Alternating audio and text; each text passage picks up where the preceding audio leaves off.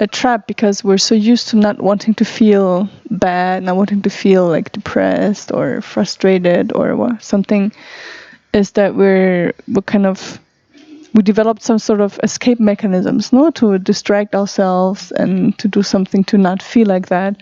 And for me, that's always in a way, the danger, to try to not go into it, to be able to feel something else.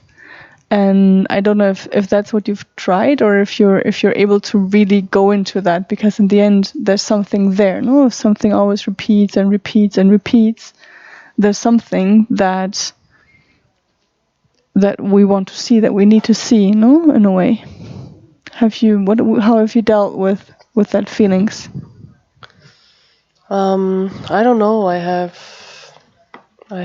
been spending a lot of time in bed and just kind of feeling it and listening to some music.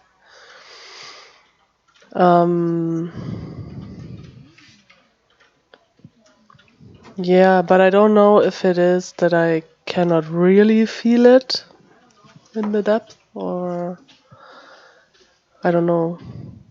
I don't know.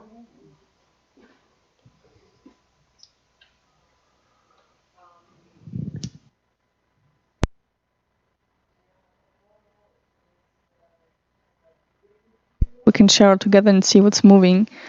I felt this low in energy the whole communa. Like everybody's a bit more like, Okay. in a way, I feel like everybody's connected and moving together, but also I feel like we're more synchronized in a way that, like for example, yesterday there was a day when we moved a lot of things in the communa. Mm-hmm.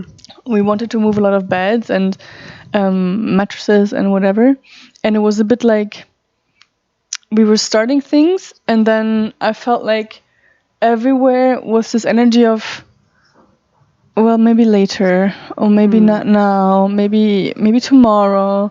I don't really feel like it. Nobody's helping me. It's like we started different things, different places, and I had the feeling that we were all so connected in this energy of being a bit slower, that in the end we somehow did everything, but I felt like it was much more difficult, like much more like much more energy needed to make these things happen. And I know it's also my place where I'm right now. Like I feel like this, at least the last couple of days I felt like that, like a bit lower and everything. And I'm just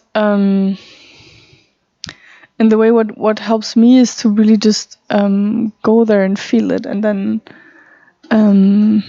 at some point, when I'm not trying to find anymore what's the mechanism, usually it comes at some point, but only when I not look for it anymore.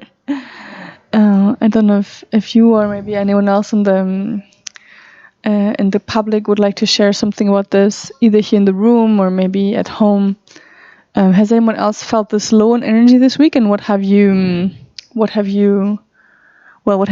I want to ask, but what have you not done to change it? Yeah, please go ahead.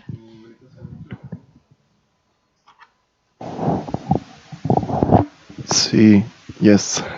Yeah, I feel the same. But in a way, I don't struggle with that. I don't like push myself to feel in another way. I simply, and also in that feeling of not struggling is, I leave myself to absorb. I don't know if the word it's absorb, but like to leave it to the creativity to reach me, even in that moment. And yeah, today in the morning I have a very interesting moment when I also I don't struggle with ideas. like I put myself a video, interesting video from a guy that I love from YouTube, and he talked about existentialism and Jean-Paul Sartre and Nietzsche. And when I was listening to him, there is a part of me that want to struggle the ideas that I am receiving, like, but I don't know how. I feel that, well, I don't gonna judge any idea in this moment that can reach me. And in that moment was like, oh, something similar to heaven, because yeah, because there was no struggle about what is right, what is wrong, what I have to do with this idea that I was receiving, and the like freedom of having to choose a right idea or what is yeah. And I link that with this that you're saying. I feel a low energy, and the neurosis start to trying to find a way to change something to reach high energy, or to do something to, I don't know, like to yeah, change the reality that I am experiencing. And yeah, I am feeling more that I don't want to struggle anymore with that, simply. Yeah. Thank you for sharing. For me, what comes to me now is that in the last couple of days, we've talked a lot about change with the people in the Kommune, and I don't know about the programs, but what you just said, Kotti, also feel like that nothing's changing. I feel like sometimes we can focus on the things that are not changing, that we kind of, that our mind goes there and stays with those things. And so in the end, it seems like nothing is changing, but it's a lie. But it's a lie that we're in that moment, we're so focused on that we stay there. Like I also had the feeling this week that I realized that I saw that there's a pattern that I thought I had transcended, that I'm still living it, and it's like, oh yeah, but nothing's ever changed. I'm still the same, And I feel like I see this in lots of places, like many people saying these things. It's like, it seems like nothing is changing, but what I actually feel is like, it's the opposite. So much is changing that our mind tries to stick to the things that are not changing to stay the same. And I feel like we're coming to that point that Ciro just mentioned, that we're getting to the point of frustration, and we need to get there. From my point of view, we need to get there to really say, I don't want to be there anymore. Like Laura said last week, I want to be free. I think it's that. We need to be in this point of really like seeing all the things that keep us in the prison, so we can actually break out, because we don't know how we are in prison. There's no way in getting out. Mm-hmm.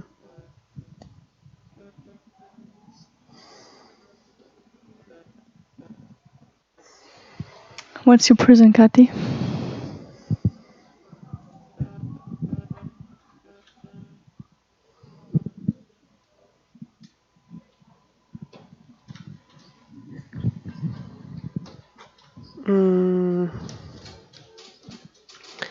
I guess that I'm kind of dependent of this dream that I'm having, this inner dream.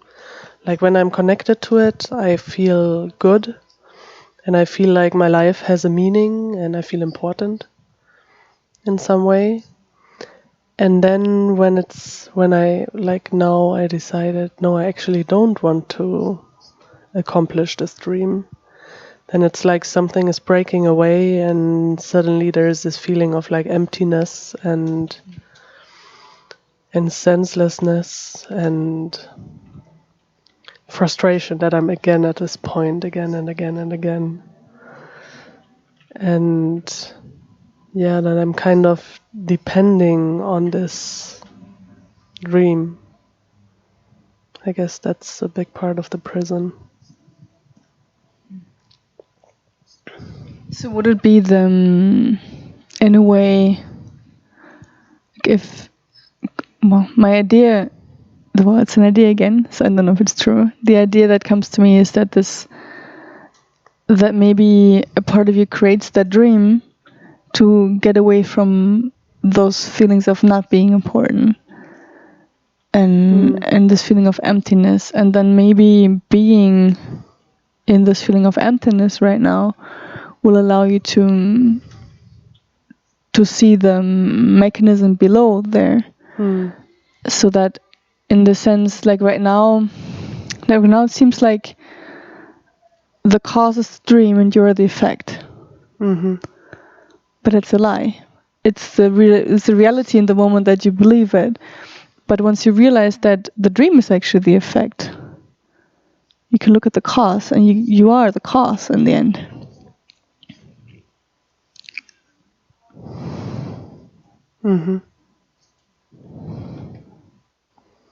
Makes sense.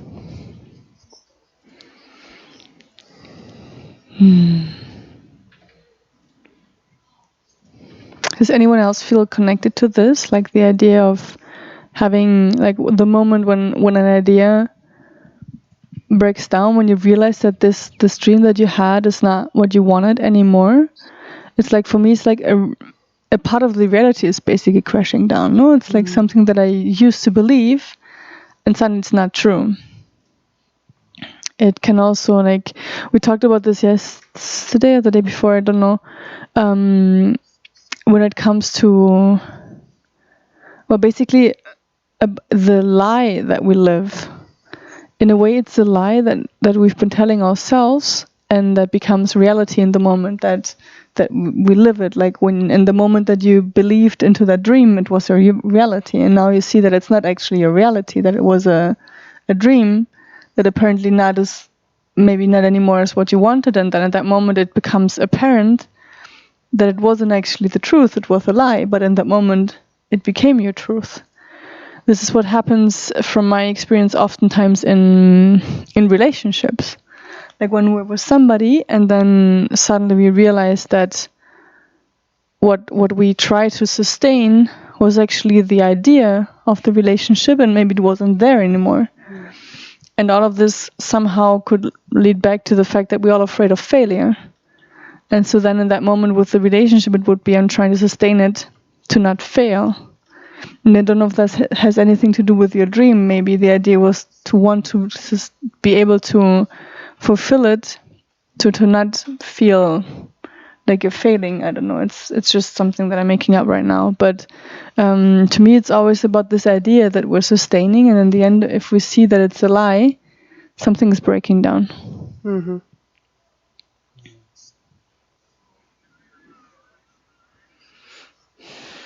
Yeah.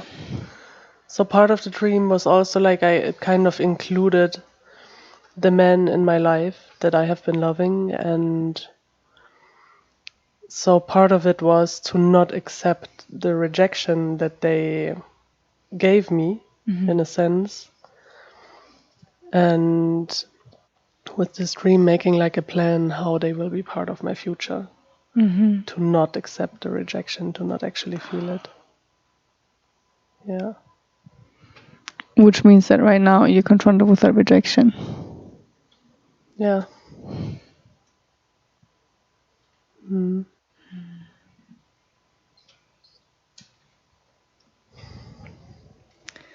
I like the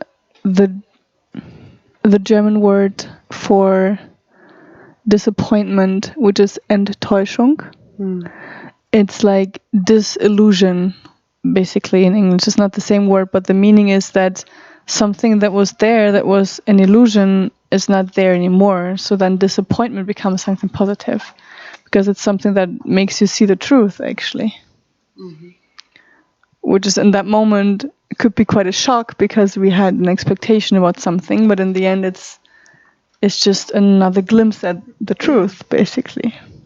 Which is a beautiful thing once we realize it, but in the moment it sucks.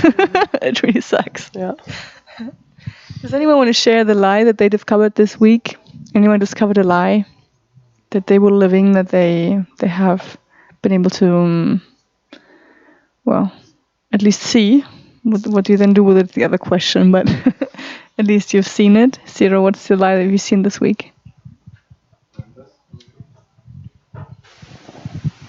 Well, there are some lies that are persistent, and I continue to see it. And other lies that,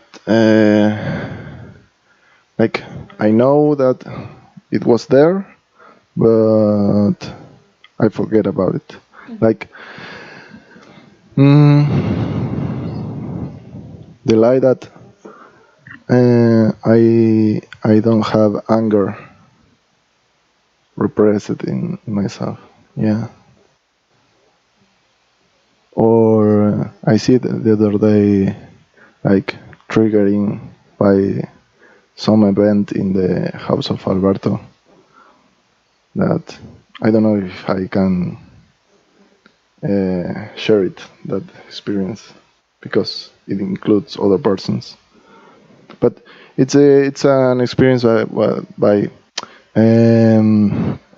two parents have a child, and the child was like wandering from in the house, and like some of my friends here that work there was painting, and he invited the child to paint also, and the child was like playing to paint, and like the father comes, and like I don't know how to say when you like was mad about the child painting and covering all over his body in paint, and like, ¿cómo se dice retar? O mandar. I think we'll be telling off. I'm not sure. It's like telling him that he did something wrong, right? Yeah. I don't have the word either. Yeah, that's right. And the child listen and do all over again like 3 times. And then the father comes and like get really angry and start to beat the child. And that moment, like, inside of me, I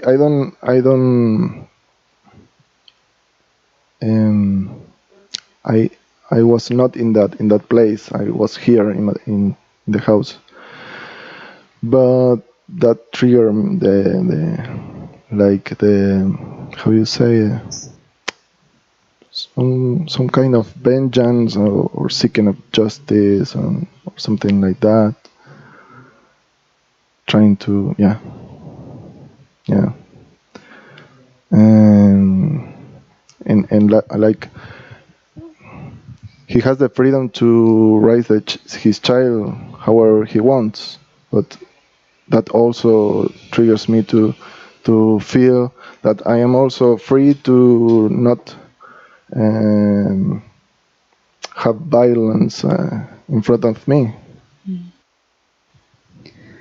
From the integration point of view, I feel like we have 2 different ways to look at this situation, and if you want, we can look at both ways just a little bit. Yeah. For me, like and that's also for those that are watching, if you're interested, like to understand a bit better the different approaches that we're using. The one side would be the more like psychotherapeutic integration. So we could now look at when have you experienced violence in your childhood? What triggers in you the situation? What does injustice mean for you? And see, like, we could go at to find the cause. of what's going on in you. Why do you get triggered, and why do you need to see this now? This is to see, what's moving. And the other way would be more from the part of the conscious integration, to not look at what happened, what is the cause, whatever, and then maybe Philomena can help me. The part that is the conscious integration for me would be looking at the underlying belief, the underlying, like, what is actually written in your script, not necessarily depending on what happened, but more like, what is the script, what idea are you sustaining that makes you feel like this? What have you seen in the last days that has to do with that? What have you comprehended? Do you know what's going on? Yeah, that also triggered a talk with Kotti about the like somehow the, I don't know how you say a person that is trying to get revenge, or the character that seeks revenge and justice. How you give him a name? I don't know. It's you okay, can call him the justice seeker or a vigilante. revenger. Yeah, somehow that is a vigilante. Is a seeker of justice too.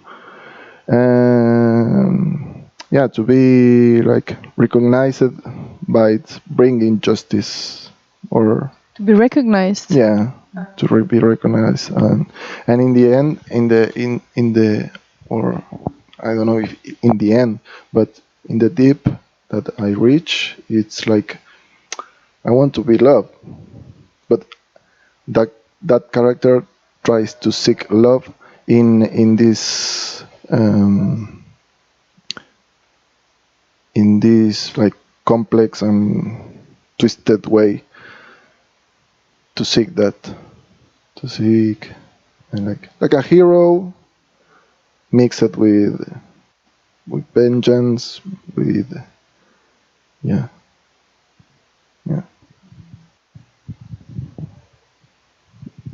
In the last couple of weeks, we talked a lot about the way we perceive reality, like what reaches me in a sense, like how do I listen, how do I look, what do I see? And from what comes to me right now is the wish to remember how the moment that I classify something as good or bad, I'm already in the perception, no? So in the moment that I perceive injustice, I'm already judging what's happening. Yeah. And it's interesting to look at that perception of injustice. In a way, what we said yesterday in the Temazcal, or the time before, is that in the way, once we comprehend that everything happens as it happens without it being good or bad, we can't be mistreated. And the moment that I see everything from a transcendent point of view, which is, a place that we're hoping to get to, I guess, but it's the perception that keeps us in that loop, in a way. Yes. Yeah. Yeah, it's about right and wrong, and talk about with Kotti also. Like in my childhood, I have my mother teaching me really like exact limits from what is right, what is wrong, and in the beginning of my childhood, like 7, I think, it was like I already have like the fear of seeking justice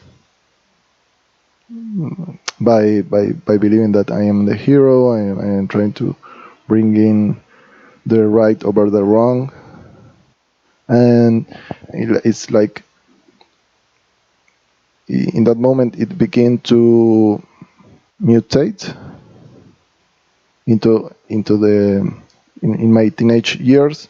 It mutated not in the superhero, but in something like like a like like a kind of a detective seeking justice. In the later years, change it to like a social justice warrior, something like that. Like train not to punish someone in a specific, but trying to punish some kind of system of society. Yeah, and it's like mutated over the years. It's very interesting, and maybe we can ask Laura to go into these things in one of the workshops about the original wounds.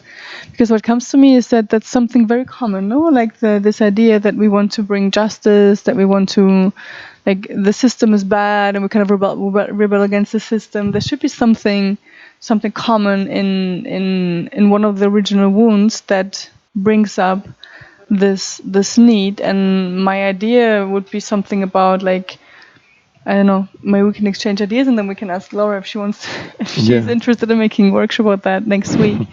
Basically, for me, it's the moment that I don't perceive that I receive what I need or what I deserve. Like, it could be lack of love, if I haven't received always the food or what attention that I needed. Like, this idea that what I'm receiving is not enough or it's not the right thing, together with this very clear identification of what's right and what's wrong, you directly have your justice seeker, no? Like, if you know what's right and wrong, and you know it's not just, you know, it's already directly programmed. I think it's really interesting. Yeah. I wonder, how can we bring this together, for example, with all these events that are happening right now in the whole world? Like, there are immense movements in the world, for example, with this policeman who has killed this black man. I don't know, do you know about it? I don't know what exactly happened. So there was some situation where a policeman put his knee onto the neck of a black man, and he was just keeping it there, and the black man was saying, I can't breathe, and the policeman just kept it there until the man was dead. And there's a whole movement about, like, civil rights now, and people are standing up and making protests, and actually for justice, you know, they want justice for this crimes that are happening with the police especially. And I'm wondering, because the way we are talking, we have been, like, what we have been saying now, it sounds to me like, or maybe it's the best to not do anything and to just accept the things as they are, because acting for revenge or justice is like, because there's a belief underneath. But it's like, I don't know, it's so difficult, because the people in the world who are actually acting from exactly this feeling of injustice and who are standing up for their other human beings actually are creating a big change in the world right now. So for me, it's like, I don't know, it's difficult. I'm wondering, how can I bring this concept together with the real life out there, you know? It's a very interesting point. The way I live it, and I don't know if it's right or wrong, because it's just the way I live it, is not from suppressing a need to express my feeling of right and wrong. So it's about being aware of where it comes from. Mm-hmm. Like, it's a bit like this idea of at least intending to use the characters in a conscious way, because it could be an important part of your personal development, your personal process, to speak up for yourself, speak up for somebody else because you have always repressed it so far, something like this. Like, I don't know if that's your process, but it's like the moment that I see something happening that's wrong, and I just say I can't do anything because it's just my perception of it. It could be again from a character that doesn't want to do anything. Like for me, it's more about the consciousness in the moment. Like, which part of me is looking at this? Which part of me wants to act? Which part of me doesn't want to act? Which part of me is afraid to do something wrong? And more like from the part of observing and then choosing consciously what to do. And if you consciously choose to go on the streets and make a demonstration, perfect. For me, it's perfect. For me, it's more complicated if somebody does it from the wound without knowing. But even that's perfect. Like if I don't know what's moving, but I know that I have to go on the street, I go on the street. Like it's also about intuition, about seeing what's moving. And for me, it's about the conscious observation of everything.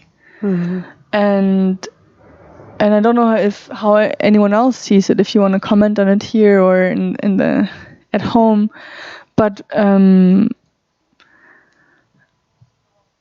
for me, it's from the comprehension of there's no right or wrong.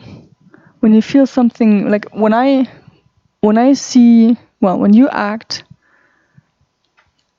because you feel like you have to act, I have no judgment over that. And I think whatever you do is perfect and it's right to do that. Like there's no, you can't fuck it up. Like you can't fail in that sense. That's how I see it. I don't know if anyone else wants to comment on that.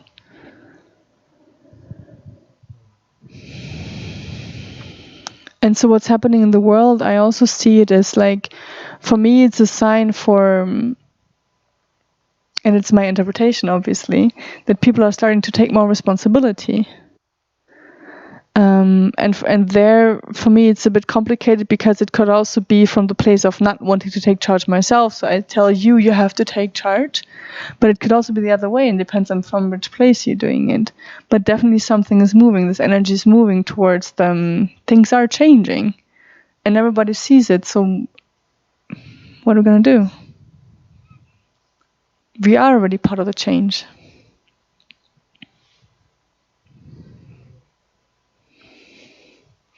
For me, the complication is that I can say this is wrong, but what do I do with that? Like, as long as I just say you are doing it wrong, I'm pointing outwards. And the moment I say this is wrong, and I have an idea to solve it, I am the effect. And then I'm not I'm not like pointing outwards, but I can say, well, this is, it can be a small thing. I can say there's something wrong in this communa, and the wrong thing is that the pillows are all over the place. You are doing it wrong. Or I can say, hey guys, let's look at the pillows. Look how they are. We have to change them, and this is how we do it, and I start. For me, that's different. It's a way to deal with an injustice. I can say I have the solution to make it just. But if you just say it's wrong, I'm pointing outwards, and I'm not taking charge. And I don't know which demonstrations are happening. I don't know what's going on, if people are proposing solutions or not. But for me, it would be about being part of the cause and not just complaining, basically. Thank you. Yeah, it's interesting because I think it was yesterday that I listened to some kind of history from a guy that he have a long friendship, like a child friendship with someone, and both have the dream to go to Australia, and like in his 20s, the friend and his girlfriend invited him to go to Australia and to start like an enterprise. And like this guy was like confused on what decision to make. If he stay, he have his girlfriend in his country. He have his father that was alone, and the only connection that have is him. And on the other hand, he have this dream to go to Australia, and like he was like entering the neurosis of having to make a decision. And he walked into the bench and in the night, and he was like sitting down and seeing the moon, and like a old man reach him and tell him what's wrong, and he talk about his decision. And the old man say, well, a coin have his own intelligence. If you want to flip a coin and make the decision for you, and the guys in his neurosis say, well, yes. And the old man say, well, okay, you go. And to make the story short, he start to live in Australia, and the company goes well. And after years, he met a woman, and fell in love, and have a child, and marry. And then the company goes down, and like broke, and start to have fights with his woman, no, his wife. And like he start to feel 20 years later that maybe that was not the right decision, and goes to a bar, drinks something, and regret to leave that decision to the chance of other men decision, and walks to the exact same bench and falls asleep, and an old man touch his shoulder, and he wakes up in his 20s all over again, and he has the feel of a deja vu, and talks about it, and talks about this decision, because he's in the same position to have to make a decision. And the old man say all over again, you want to flip the coin, you want to make the choice for you. And he say yes, and the old man say, well, you stay in. And he start to live with his girlfriend, with his father. He makes friend in the town that he doesn't like, and in a job that he doesn't like also, but he start to live happily with his wife. But years after, he feels that he have money, he have all the comfortable things in the physical world, but he feels empty inside. And broke with his wife, and his father died, and also the same.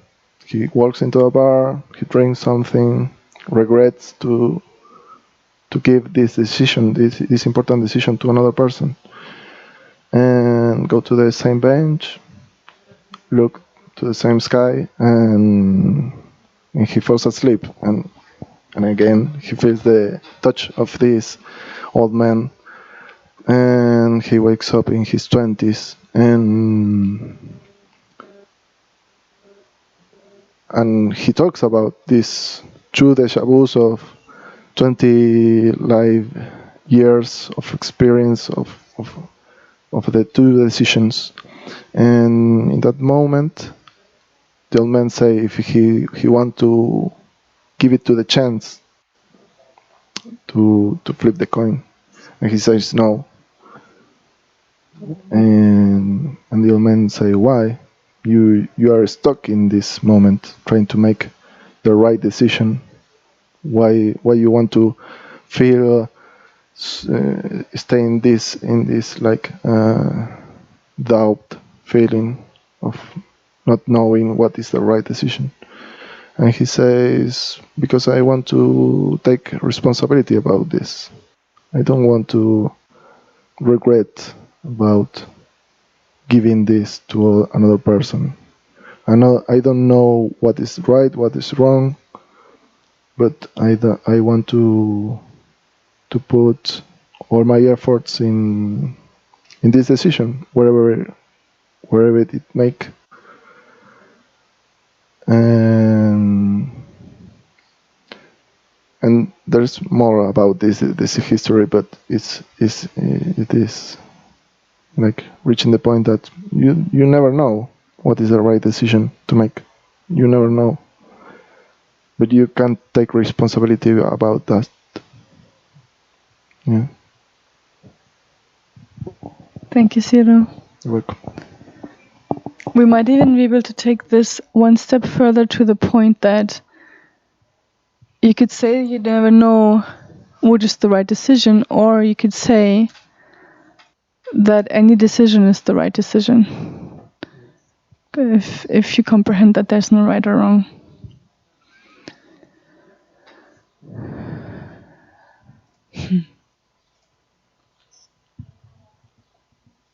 Do we have comments or questions that you would like to share? Some comments, but this was not about this.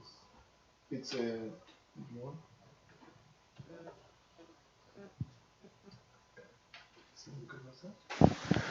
Alexa says, when you were talking about the dream and live the dream, she say that is a picture which describes the dream or the idol that you have. And she also say, yes, accepting is the first stage. Don't use power against somebody. Thank you, Alexa. Alexa was with me in a retreat in, I think, Cologne 2 or 3 weeks ago. And Alexa's coming to live in Marbella for a month. Hello, Alexa. Thanks for connecting. Nice to know that you're there.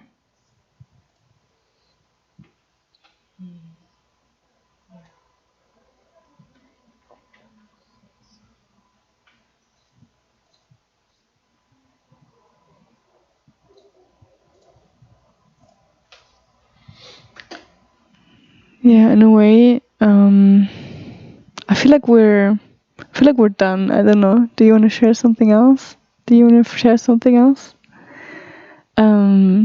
Thank you everyone for connecting, for sharing with us, for being there. Thank you, Kotti, for sharing. If you're interested to connect again on Wednesday, we will be also from 11 to 12 in English, and then at night on Wednesday there will be a workshop about original wounds, where we go more into the comprehension of what happened in the early childhood, how does a specific occurrence that you perceive as a trauma later on in life influence you, and how can this be part of your structure. And then from there, from the putting of the consciousness, we're making the next step to open the space for transcending it. That's the idea. But we're also having conferences next week. People can connect to ask their questions about the retreats. And anyway, thank you for being there. Have a beautiful Sunday, and we'll see you soon. See you soon. Bye. But we're also having conferences next week. People can connect.